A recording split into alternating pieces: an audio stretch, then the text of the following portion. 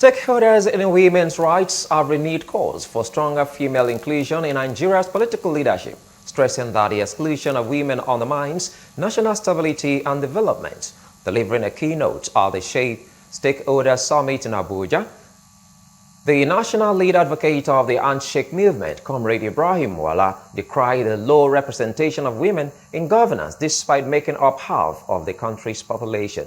He noted that bringing more women into leadership is not a favor but a strategic necessity, citing global evidence that economies grow and societies thrive when women are fully involved in politics.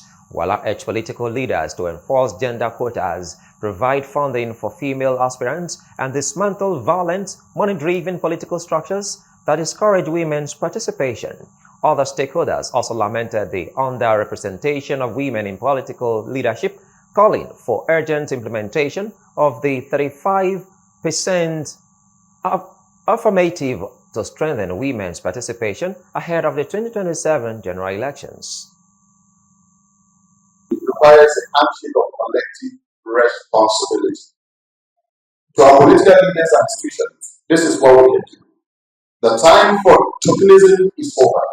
We demand more than woman leader position in party structures dominated by men. We need deliberate systemic change. That is to say, implement and enforce the gender quotas in political party nominations and appointments, like we have seen it has started in ADC. Are scrambling to get the best of women to contest under their platform. So for me, honestly, the greatest challenge that we have is not having legislation supporting affirmative action. Progressive Party! Progressive Party! Yeah, for political parties, this is the time for you to restructure. Look at your constitution. Look at your policies. Look at all the things that you have working for you. Ever. I believe that if we have supporters, look at, I don't want to talk about Obama, for instance. If we look at Jonathan, for instance, the former president Jonathan, when the former president, who was once VP and later elected as president, I believe that it was by recommendation.